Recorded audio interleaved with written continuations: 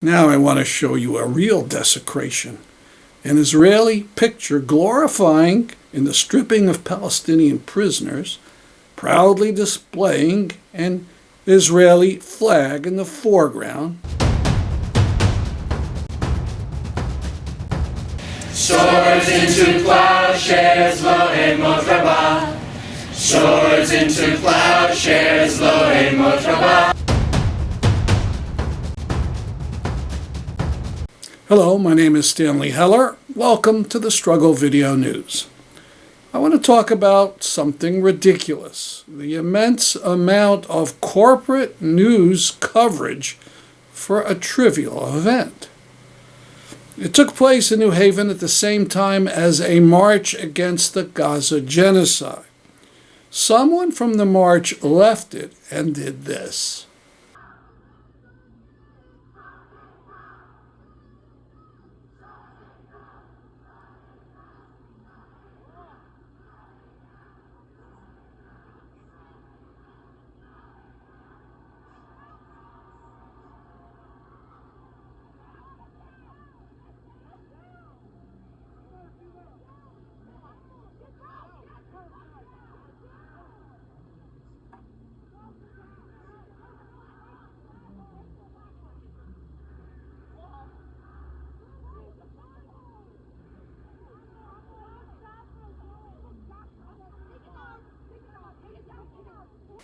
As you saw at the end of the video, people from the march came over and yelled at the person who was putting the flag on top of the menorah. We're told they convinced him to take the Palestinian flag down. The whole incident took a couple of minutes. Now, it was a bad mistake on the part of that person. People who follow the Jewish religion aren't responsible for what Israel does. We want to keep fights over religion far away from struggles against the Zionist settler colonial project. If there's a story here, it's the wisdom of the activists who immediately fixed an error and who later issued a press statement criticizing the action of that person who climbed up the menorah. But the corporate media exploded in their coverage of the incident. All over Connecticut, the media talked about a desecration of the menorah. Come on. The menorah was untouched. It wasn't harmed. Nothing was written on it. But the story went national. CNN covered it, and so did the New York Times. This is the same New York Times that hasn't said a single word about the Al-Nasser hospital atrocity, where at least 4 premature babies were left to die when the Israeli army forced the doctors of that hospital to walk away. Of course, politicians in Connecticut held a press conference on the New Haven Green. The same politicians who haven't said a word about the Israeli genocide of Palestinians in Gaza or the endless, murderous attacks in the West Bank. Now I want to show you a real desecration. An Israeli picture glorifying in the stripping of Palestinian prisoners, proudly displaying an Israeli flag in the foreground, on which centers a star that has become one of the symbols of the Jews. And here's another one. The Jewish sect Chabad raised a 15-foot menorah in Gaza atop a building and planned to raise a dozen others throughout the strip. This according to their website. They are using a Jewish religious symbol to kosher conquest and genocide. Zionists claim that Zionism is the essence of Judaism. They repeat this lie day and night.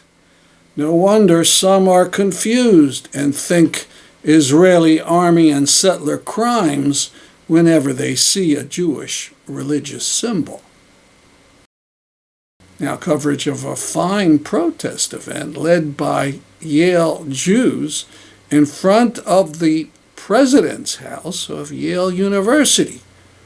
They are calling for a ceasefire and repeated this all throughout Hanukkah. Swords into plowshares, lo emot rabbah.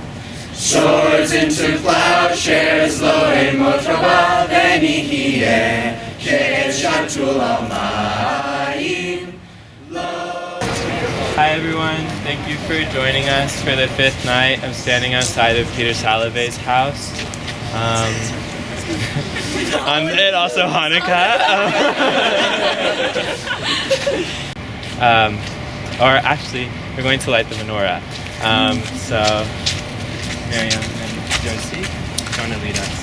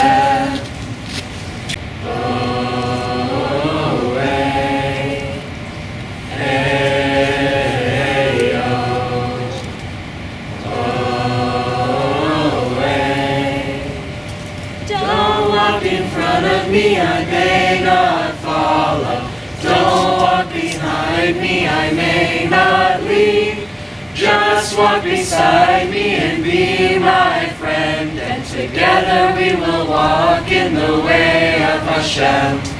I'm sure a lot of you know now is like the national strike, the global strike in solidarity with Palestine. This is a sort of like complicated event, I think, for us to do at the moment. I think for me it makes sense to practice this ceremony during a national day of inaction because we're kind of like moving closer together and we're doing it with our attention on Palestine. We're gathering for a reason. I think if anyone wants to, I'm going to read a poem by Naomi Shabnai that I thought of today.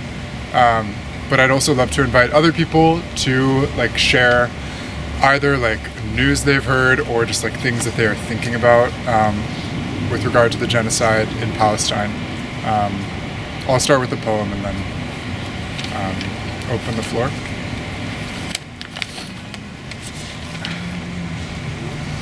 All right, this poem is for Aziz, who loved Jerusalem. A city trades prisoners, erects blockades, people bulldoze homes and cars, buses explode. Back and forth, the army's roaring tanks are never called terrorists. 3 religions buried inside a city's walls. Some kiss the walls.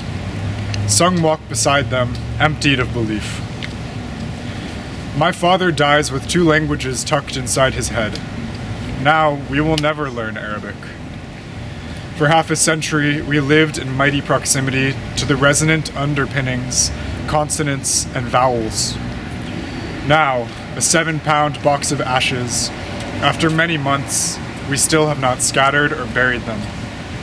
They are not him, but I kiss the box.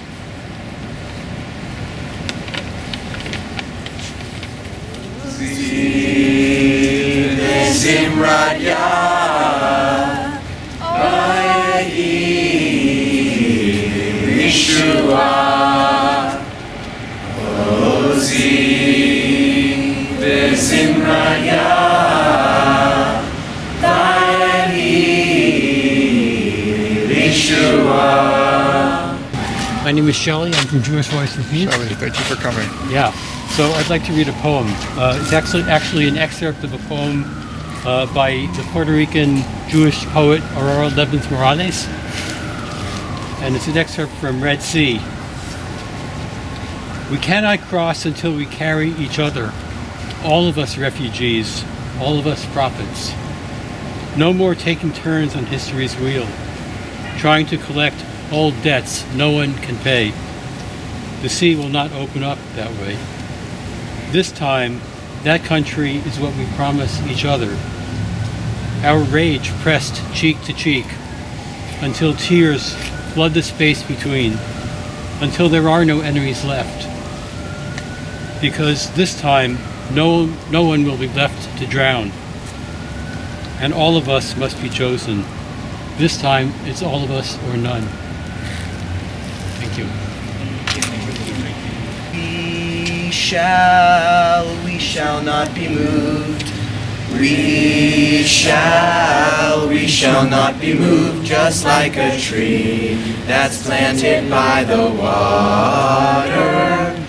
We shall not be moved. On the road to freedom. On the road to freedom, we shall not be moved. On the road to freedom, we shall not be moved, just like a tree that's planted by the water. We shall not be moved. Repairing our world. So, Charlie, we're here in front of the president of Yale's house. What's going to happen here soon? So we're going to have,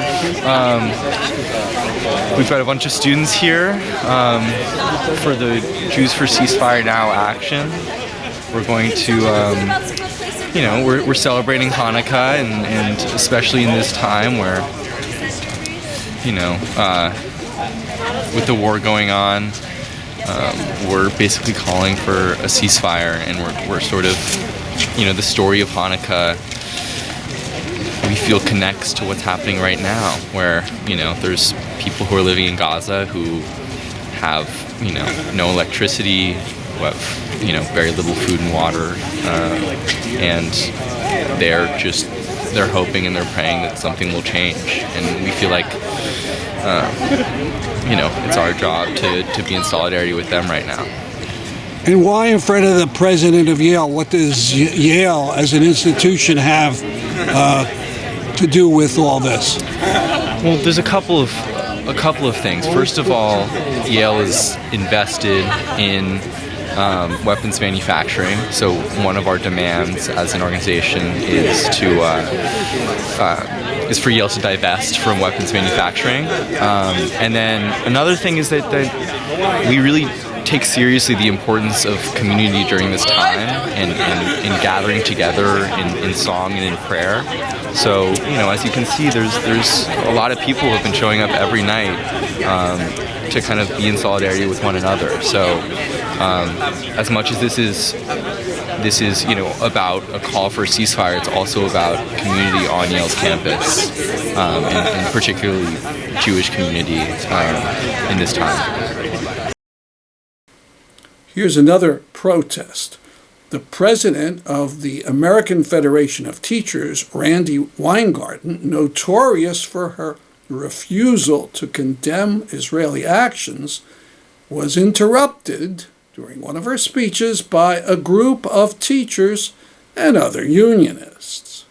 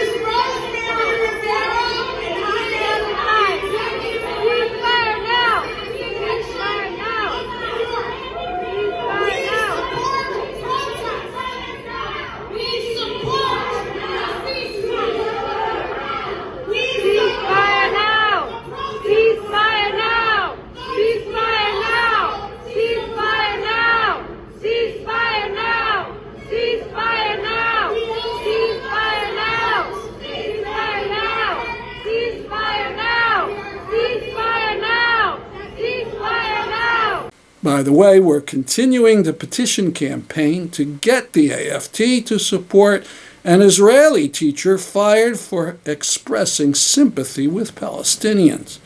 When we hit 200 signers, we sent word to the AFT about this. So far, no comment. The oafs, religious fanatics, and imperialist oinkers who make up the bulk of the House of Representatives had an investigation into why several college presidents didn't punish or expel students who oppose the Gaza genocide. Peter Beinart of Jewish Currents spoke about it on Democracy Now! We begin today's show looking at allegations that universities have failed to address threats of violence against Jewish students following a contentious congressional hearing on anti-Semitism and a broader effort to restrict pro-Palestinian speech on campus. This really isn't about those individual presidents.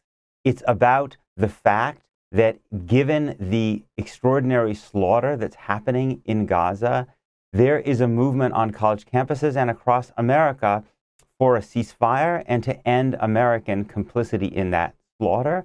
And in response to that, the effort is now to try to limit the ability of people who want to protest U.S. policy and support Palestinian rights from being able to organize on college campuses. So the reason that you're going after these presidents is to try to set a precedent and bring in people who will be much tougher on restricting the ability of students and faculty and others who want to organize politically against this war in Gaza. This is what this is about. And if you can talk about exactly what happened for people who missed it this past week. We just played an excerpt of the questioning by Stefanik. I mean, it went on for hours, the overall congressional testimony, but it came down to these points, and this is the critical point. She said, it's a yes or no question. Let me ask you this. You are president of Harvard, so I assume you are familiar with the term intifada, correct? And President Gay says, I've heard that term. Congressmember Stefanik says you understand the use of the term intifada in the context of the Israeli-Arab conflict is indeed a call for violent armed resistance against the state of Israel, including violence against civilians and the genocide of Jews. This was the question they were asked. Elaborate on that, Peter Beinart, and talk about their responses. Right. The premise of the question was just nonsense, right? The premise of the question is that intifada, which essentially means uprising, is the equivalent of an attempt at genocide at Jews. Intifada is actually a term that has been used even in uprising against Arab governments. Intifada can take nonviolent forms. The first intifada had a lot of nonviolence. The second intifada tragically involved suicide bombings, which were horrifying and totally immoral. But these were uprisings in the context of oppression. It's like saying of a Ukrainian uprising against Russians that also killed Russian civilians would be an attempt at Russian genocide. It makes no sense. But the problem was that these presidents, because they were not willing to contest the premise, because they were so lawyered up and defensive in their answers, that they basically accepted the premise and then were put in this ridiculous position where they didn't say it would be unacceptable for people to call for the genocide of Jews. Of course it would be unacceptable for people to call in mass protest for the genocide of Jews, but that's not what was happening. A terrific response by Beinart. Democracy Now! Also presented remarks by UN Palestinian diplomat Nada Tarbush at the UN in November. Israel said something that should make all of you shudder. It effectively said, I can kill any and every person in Gaza. The 2.3 million people in Gaza are either terrorists or terrorist sympathizers or human shields, and are therefore legitimate targets.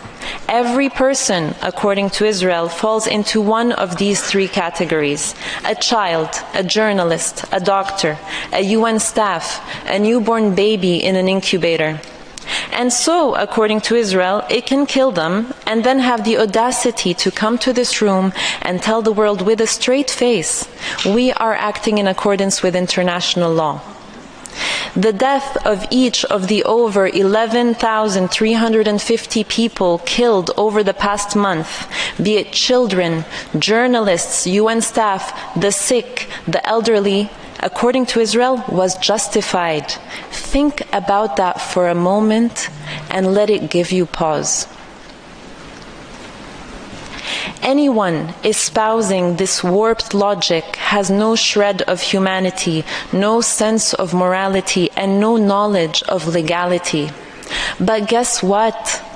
Your carpet explanation for carpet bombing will not fly. People are not fools.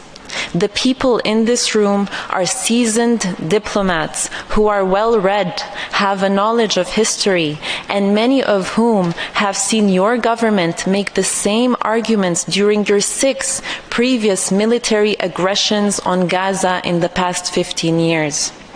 They have seen you resort to collective punishment, targeting of Palestinian children, journalists, medical staff, aid workers before.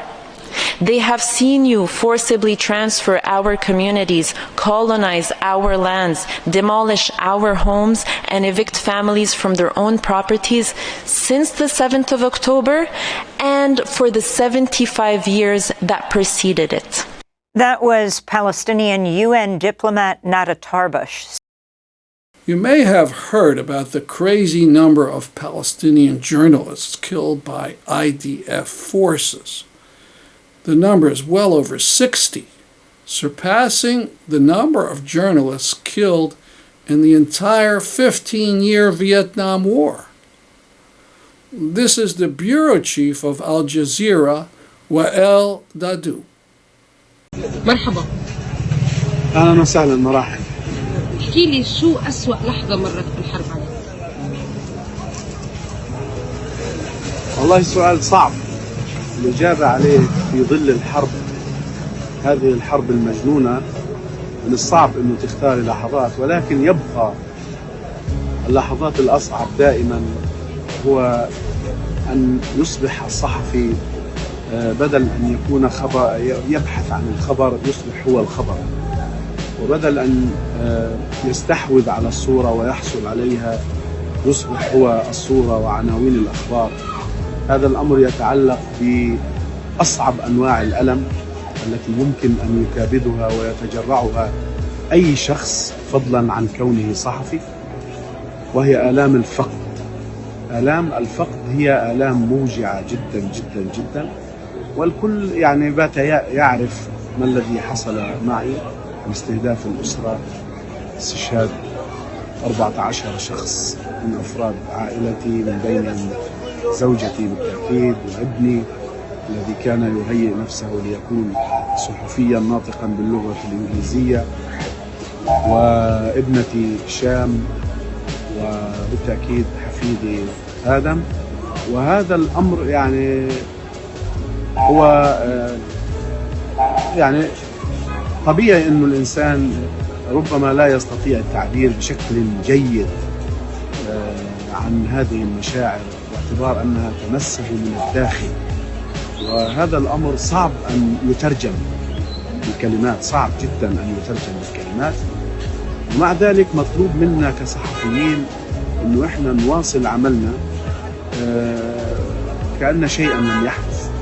هذا يعني هذه معادلة بحد ذاتها معادلة هستيرية، يعني مجنونة وصعبة، ولكن في ذات الوقت المسؤولية تملي عليك هذا الأمر. يعني إحنا الآن عندما تخسر كل هذه الخسارة الكبيرة، ما هو الخيار؟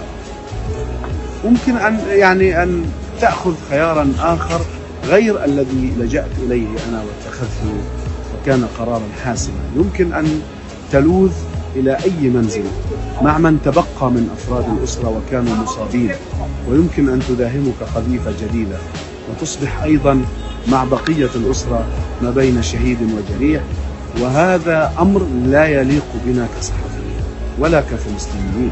ولذلك أنا قررت أن أمارس حقي في أن أكون وفيا لدماء زوجتي ولدماء ابني ولدماء بنتي ودماء حفيدي ودماء كل أقاربي ودماء كل أبناء الشعب الفلسطيني الذين سقطوا في قطاع غزة، وأن أكون وفيا لهذه الرسالة الإنسانية النبيلة وهذا الواجب المهني الذي نؤديه بأعلى درجات المهنية شاء من شاء وأبى من أبى. Dadu got the news that 3 members of his family had been killed while he was on air live. The IDF was evidently targeting him, as they did journalist Shireen Abu Akleh 2 years ago. As we record on December 15, Time magazine reports that Dadu was injured in an Israeli attack today at a school.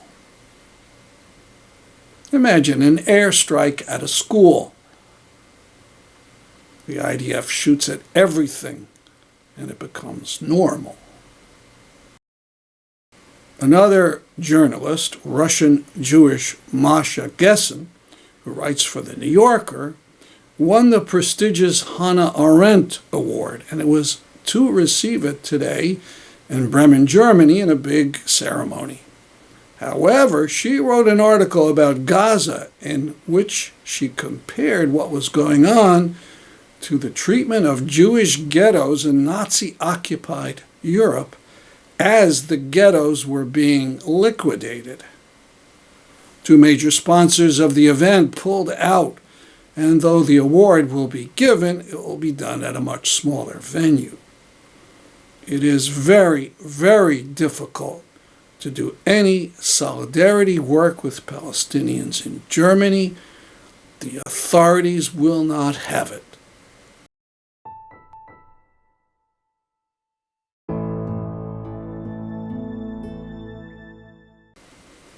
That's our program for today. Continue going out for demonstrations and protests. I'm Stanley Heller for the Struggle Video News.